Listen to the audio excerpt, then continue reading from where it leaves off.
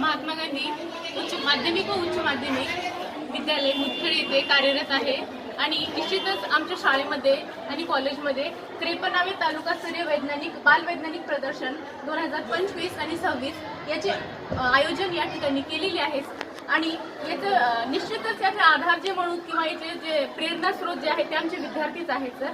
का? कारण आमच्या विद्यार्थ्यांना आजचा जे एआयचा किंवा विज्ञानाचा जो जमाना आहे त्यामध्ये आमचे विद्यार्थी टिकून राहावेत आणि विद्यार्थ्यांना जे 10 गाभूत घटक आहेत ते विद्यार्थ्याच्या अंगी जोपासले जावे आणि विद्यार्थी कुठेतरी विज्ञानाची कास धरून निश्चितच आमचे विद्यार्थी नासामध्ये जातील किंवा मग होमी बाबा या मोठ्या मोठ्या इन्स्टिट्यूटमध्ये जातील अशी आमची अपेक्षा आहे आणि विद्यार्थ्यांनी तशा प्रकारे खूप मेहनत लावून या प्रदर्शनामध्ये सहभाग घेतलेला आहे.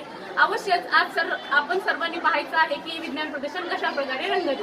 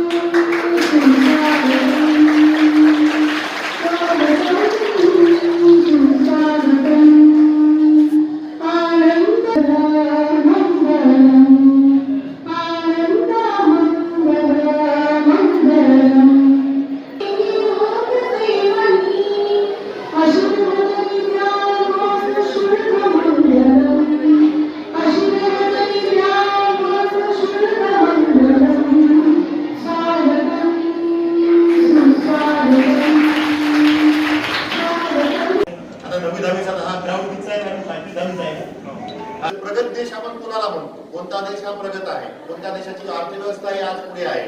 तो कुणाची पुढे आहे? कुणाची पुढे आहे? आपण म्हणतो पाश्चिमात्य देशांची पुढे आहे. मग अमेरिका असेल किंवा युरोपियन कंट्री असतील, जर्मनी ही आहे, ती कशामुळे पुढे आहे? आज अरब कंट्रीची अर्थव्यवस्था पुढे आहे, सौदी अरेबियाची पुढे आहे, कुवेतची पुढे आहे. पण काय कशामुळे पुढे आहे?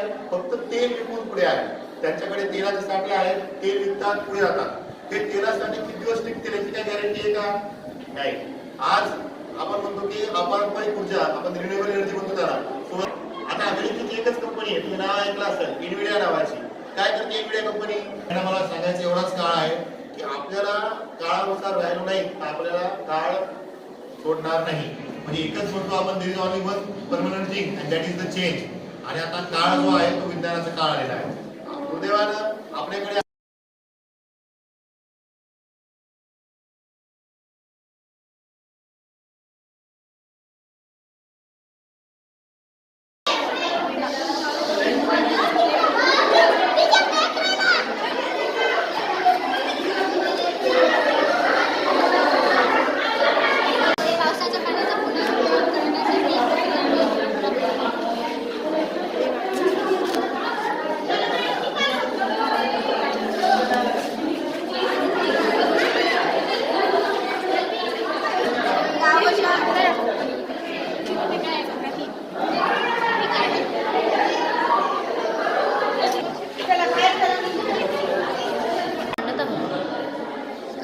देशातील प्रत्येक गावात शक्य असेल तिथे तलाव बनवावे व ज्या गावातून नदी वाहते तिथे देखील तलाव बनवावे. यात अशी व्यवस्था करावी की नदीचे पात्र भरले की पाणी इतरत्र न पसरता तलावात जाईल व पहिल्या तलावापासून शेवटच्या तलावाची जोडणी समुद्राशी करावी. असे होईल की शेताला पाणी बी देणे सोपे होईल व जमिनीमध्ये पाणी मुरण्यास मदत होईल व सहकार्याची जाणीव होईल. पहिले तलाव ते शेवटचे तलाव याची अशी समजा तलावाशी जोडणी करावी व गावामध्ये पाणी पूर्ण झाल्यामुळे कळण्यासाठी सायलेन्सर मशीनद्वारे करण्यात येते.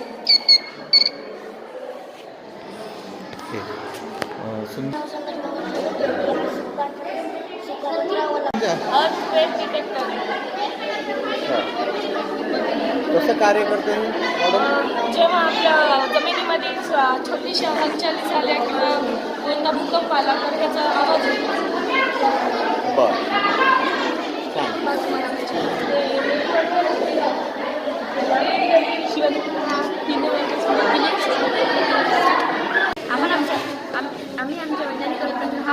जीवनात आपण आपल्या दैनंदिन जीवनात प्लास्टिकचा खूप वापर करतो. जसं प्लास्टिकच्या पिशव्या आपण प्लॅस्टिकच्या पिशव्यांमध्ये रोपे लावतो. त्यामुळे मातीच्या नैसर्गिक नाश होतो आणि सगळ्याची हानी होते. प्लास्टिक मातीमध्ये मायक्रोप्लास्टिकमध्ये रूपांतरित होते, ज्यामुळे मातीची भौतिक रचना बदलते, पाणी धरून ठेवण्याची क्षमता कमी होते आणि वनस्पतीच्या वाढीवर घातक परिणाम होतो. प्लॅस्टिकमध्ये असलेले रासायनिक घटक मातीवर परिणाम करू शकतात. त्यामुळे as we can see here, the organic waste materials that are from house, they goes into the mixing tank and in the compressor, and we can same process.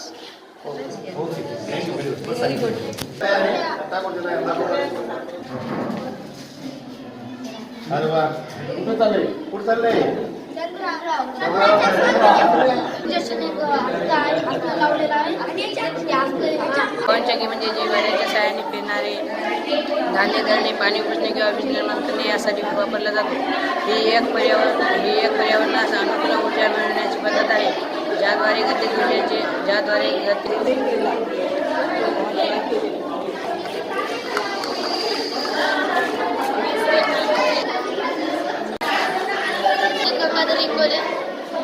My project name is dual nature of light. My project is pass याच्यामधून light pass होते sir, आणि मग इथं interface pattern म्हणजे बघा 6 याच्यामध्ये, आणि असं फक्त वेव्ह करू शकते. आणि इथं जो आहे की नाही लाईट ही वाली ना, तो हे मल्टिपल फोटॉन्स पासून बनवले. फोटॉन ते पार्टिकलच्या स्वरूपात असतो, म्हणून लाईट हे ड्युअल नेचर फॉलो करते, जे की वेव्ह पण आहे आणि पार्टिकल पण आहे. आणि लाईट हे व्हॅक्यूममध्ये त्याच्यामध्ये पण पास होऊ शकते, पण त्याची स्पीड कमी होते जेव्हा डेन्स आलं आणि डेन्स मटेरियल आले. माझं नाव संजना विलास कुमार, मी यशोदा माध्यमिक विद्यालयात आहे. डॉक्टर शिंदे येतात मध्ये माझ्या प्रयोगाचे नाव आहे पवन ऊर्जा व जलविद्युत निर्मिती. जलविद्युत निर्मिती हे पाण्यापासून पण होते आणि हवेपासून पण होते. टर्बाईन लाईट येते आणि एक मिनिट थांबा कर. मी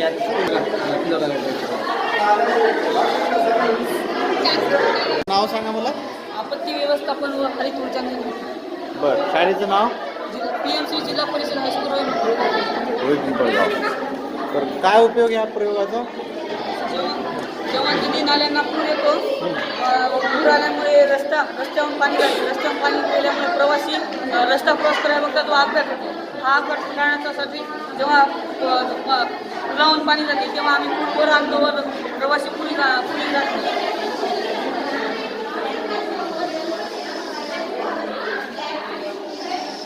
रस्त्यावर आल्यामुळे पाण्याचा प्रवाह कमी होईल आणि प्रवासी पुढे जाण्याचा प्रयत्न करतात. आणि याचा उपयोग हा आपल्या भारतामध्ये आयात निर्यात खूप प्रमाणात होते, आणि ही आयात निर्यात लोहमार्ग, रस्ते मार्ग आणि जलमार्गाने होते. आणि या जलमार्गाने जाण्यासाठी खूप लांबचा पट्टा आपल्याला स्वीकार करावा लागतो जहाजांसाठी. आणि हा लांबचा पट्टा कमी करण्यासाठी जे पूल अडथळा निर्माण होतात त्या जहाजांसाठी, तो जेव्हा पूल वर येतो खाली येतो, जेव्हा जहाज वर येतील तेव्हा पूल वर येतो आणि जहाज खालून जाऊ शकतो. जहाज गेल्यानंतर आपण पुन्हा खाली यामुळे लांबून जाण्याचा प्रवास हा कमी होईल. त्यानंतर पाण्याचा प्रवाहाचा वापर करून जेव्हा पावसाळ्यामध्ये पाण्याचा प्रवाह जास्त वाढतो तेव्हा पाणी हे टर्बाईनवर पडते. म्हणजे धरणावाटी सोडल्यानंतर टर्बाईनवर पडते. टर्बाईनवर पडल्यानंतर टर्बाईन फिरते आणि जनित्र सोबत फिरते, आणि जनित्र फिरल्यामुळे विद्युत निर्मिती होते. म्हणजे याचा विद्युत ऊर्जेमधलं गतिज ऊर्जेचे रूपांतर विद्युत ऊर्जेमध्ये होते.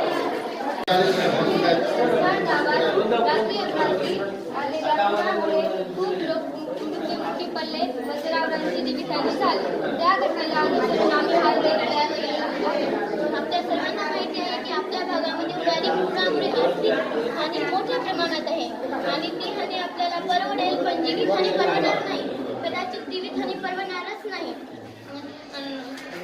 प्रयोगाचं स्वरूप असं आहे की एक धरण आहे, धरणामध्ये की आपण एक दरवाजा सोडला धरणाचं पाणी नदी पात्रा वाटे गावातील सीमारेषेवरील व गावातील सीमारेषेवर आल्यानंतर आम्ही ती यंत्रणा बसवलेली आहे. ती यंत्रणा आवाज देते. आवाज देण्यामुळे गावातील लोकांना जागरूकता निर्माण होईल.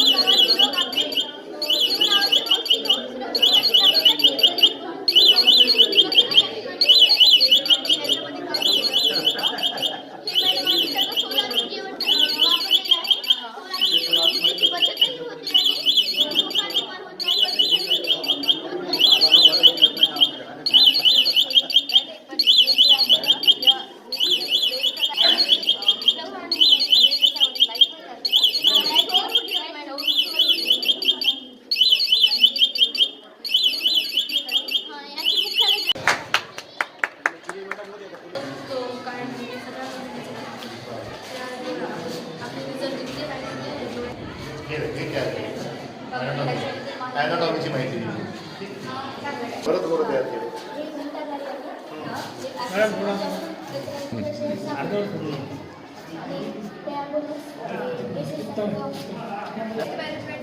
हां बायोमेडिकल वेस्ट असतं.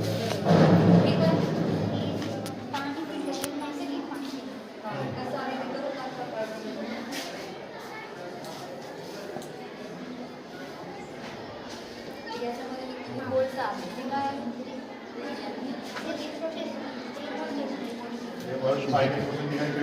पाणी येतं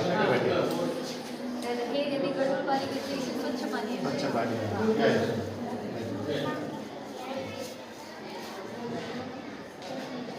छान. चालू करायचे.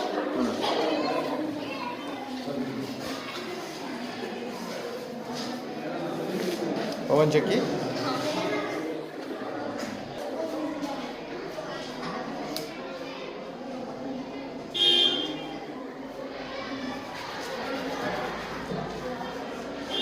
अप्रतिम सुंदर.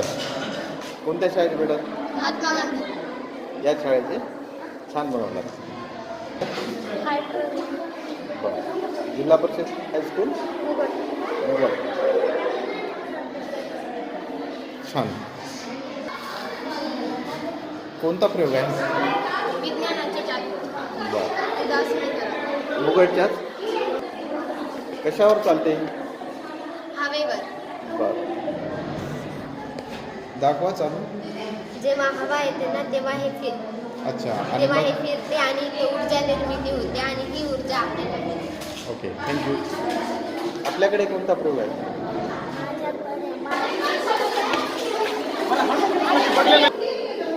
काय तुझ्या प्रयोगाचं नाव? काय तुमच्या प्रयोगाचं नाव काय? बर.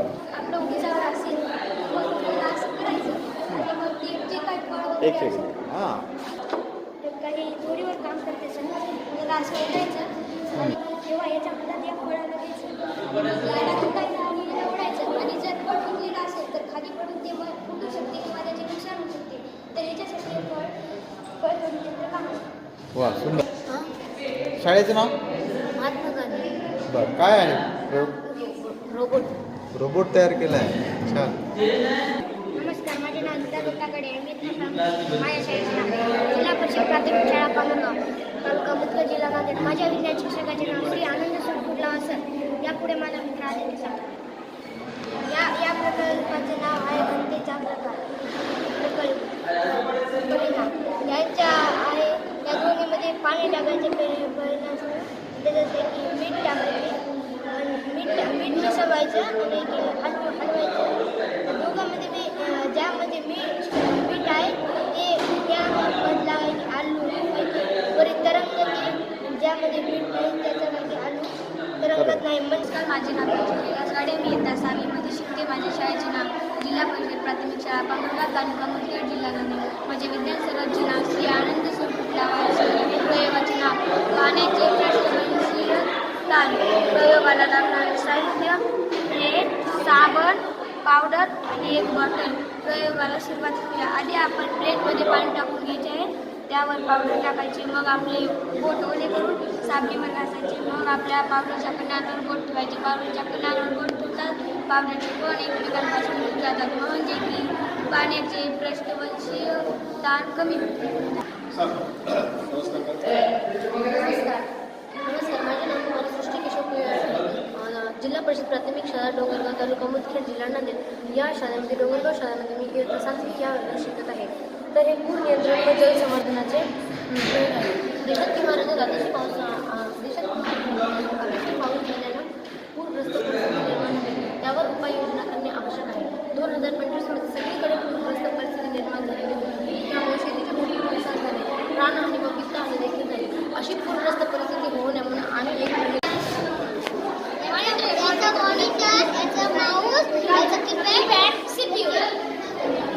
कॅम्प्युटर तयार केला. विजय भटकर म्हणा तुम्ही.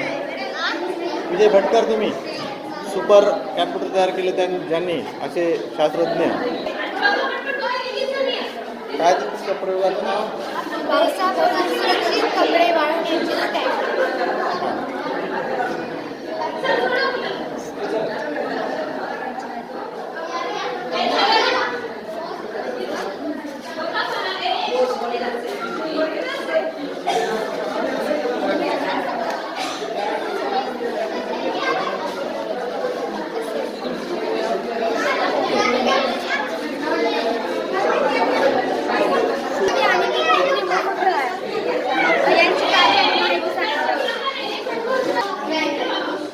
प्रयोगाचं नाव सांगा. शाश्वत संसाधनाचा वापर करून पर्यावरण पोषण पूरक केले जाणार. आजच्या मॉडेलचे नाव शाश्वत शेती आहे. शाश्वत शेती म्हणजे पर्यावरण नैसर्गिक संसाधनाचा वापर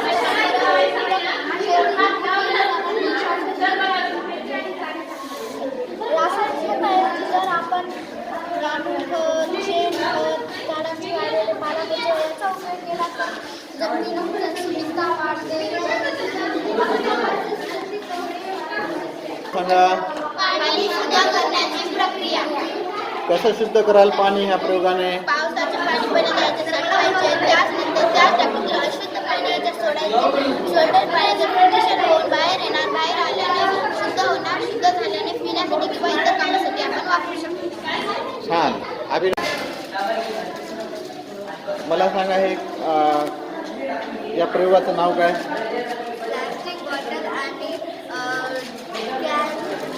रिझर्व वेंडिंग मशीन आणि डिपॉझिट रिटर्न स्कीम. बरं, याविषयी अजून काही माहिती सांगता येईल तुम्हाला? हे जे आपण बॉटल फेकून देतो प्लास्टिक तर त्याचा पुनर्वापर आहे. बरं, यापासून निश्चित आपल्या प्लास्टिकपासून आपल्या देशाला आणि पृथ्वीला मुक्त करता येईल. हो, म्हणजे की आता जे घरावर प्लास्टिकच्या बॉटल आता आपण जर दुकानातून खरेदी केली तर त्यावर ज्या किमतीपेक्षा एक्स्ट्रा एक म्हणजे डिपॉझिट द्यावे लागेल आणि ती जर वापरून झाल्यानंतर ते कुठेही फेकली जाणार नाही कारण ती पैसे आहेत. कारण ती रिव्हर्स वेंडिंग मशीनमध्ये टाकायची आणि त्यापासून आपल्याला रिटर्न पावती मिळेल. त्यातून आपले जे डिपॉझिट केलेले पैसे आपल्याला वापस होतील. यामुळे आपल्या पर्यावरणाची हानी पण होणार नाही आणि आपलं भारत स्वच्छ पण राहील. हां, सुंदर असा प्रोजेक्ट आहे तुमचा हा. आणि निश्चितच आपण पृथ्वीला प्लास्टिक मुक्त करूया.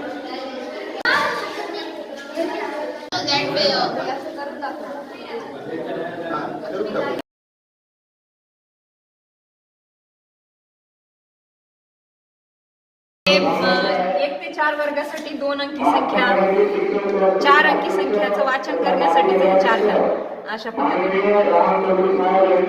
3 अंकी संख्या, परत 6 अंकी संख्या पण आपण वाचता येते अशा पद्धतीने. त्याच्यानंतर वर्ग संख्या आणि गुणाकार. आता 10 गुणिले 8 या दोघांचा गुणाकार 80 अशा पद्धतीने गुणाकार सोप्या पद्धतीने आपल्याला ह्या चार्टच्या मदतीने सांगता येते विद्यार्थ्यांना. त्याच्यानंतर समसंख्या, विषम संख्या पण याच्यामध्ये समजावून सांगता येते.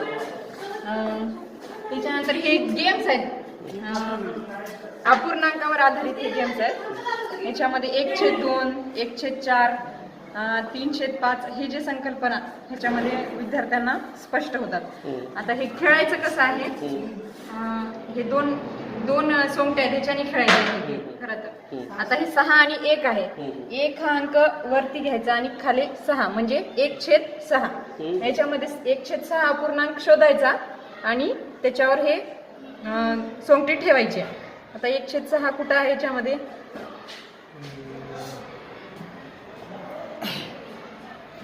हा इथं आहे. मग आता दुसरा विद्यार्थी खेळणार अशाच पद्धतीने. हे 3 आणि हे 5, 3/5. 3/5 कुठं आहे याच्यामध्ये, इथं आहे. आणि दुसऱ्या वेळेस पण जर एकाला 3/5च आलं समजा तर तो विद्यार्थी ह्याला बाद करणार, इथे बसणार. अशा पद्धतीने जास्तीत जास्त संख्या असतील तो विनर होईल. त्याच्यानंतर हे पूर्णांक संख्यामध्ये सगळ्यांना खूप जास्त कन्फ्युज होते, आपल्याला पण बऱ्याच वेळा होते. मायनस प्लस मध्ये बेरीज करताना मागे जायचं की पुढे जायचं. मग आता बेरीज करत असताना नेहमी उजवीकडे जायचं. जसं की ऋण 7 मध्ये 4 मिळवायचे आहेत. ऋण 7 इथं आहे. ऋण 7 मध्ये 4 मिळवायचे आहेत. मग 4 घर पुढे जायचं आपल्याला, म्हणजे उत्तर येते -3. त्याच्यानंतर 2 वजा 5, धन 2 कुठं इथं आहे, -5 म्हणजे आपल्याला डावीकडे जायचं आहे, 5 घर मागे जायचं आहे. 1 2 3 4 5 म्हणजे ऋण 3. 2 वजा 5 ऋण 3. आणि ह्या चार्टच्या मदतीनं जर हे संकल्पना क्लिअर झाली तर ह्याच्यावर आधारित हे एक गेम आहे आणि ह्यावरचे प्लस आहे. मग आपण खेळत असताना हे -4 + 1, -4 + 1 ची बेरीज आणि +1 किती झाले, -3. मग हे 0 पासून सुरुवात करायचं, इथं -3 वर. दुसरा विद्यार्थी पण करणार अशाच पद्धतीने 3 + 1 -1 आहे. 3 + -1 म्हणजे काय होईल, 3 मधून 1 वजा केलं म्हणजे 2. अशा पद्धतीने जो अगोदर वर जाईल तो विनर. चा वर्ग बरोबर याचा वर्ग आधी आपण शिकवतो. मग हे ह्या चौरसामध्ये ह्याचे परत जर भाग केले तर a चा वर्ग, त्याच्यानंतर ab, b चा वर्ग आणि ab असं ab चे 2 आणि b चा वर्ग 1, a चा वर्ग 1 म्हणजे एक 5 सेंटीमीटरचा एक चौरस, 4 सेंटीमीटरचा एक चौरस आणि 5 आणि 4 चे 2 आयत. असे चौघांची बेरीज केल्यानंतर आपल्याला एकूण क्षेत्रफळाची बेरीज मिळते, म्हणजेच ते विस्तार सूत्र आहे. त्याच्यानंतर ही मसावी शोधायचा आहे. आपल्याला अंक वगैरे मांडायचे नाही, काही नाही. 6 आणि 10 ह्यांचा मसावी काढायचा आहे आपल्याला. तर या ठिकाणी किती आहेत, 10 आहेत. 10 सोंगट्या अशा घ्यायच्या आपण, 5 आणि इकडे आहे 6. लहान कोण आहे यापैकी, 6 आणि 10 पैकी 6. मग याच्यामधले 6 आपण मायनस करायचे.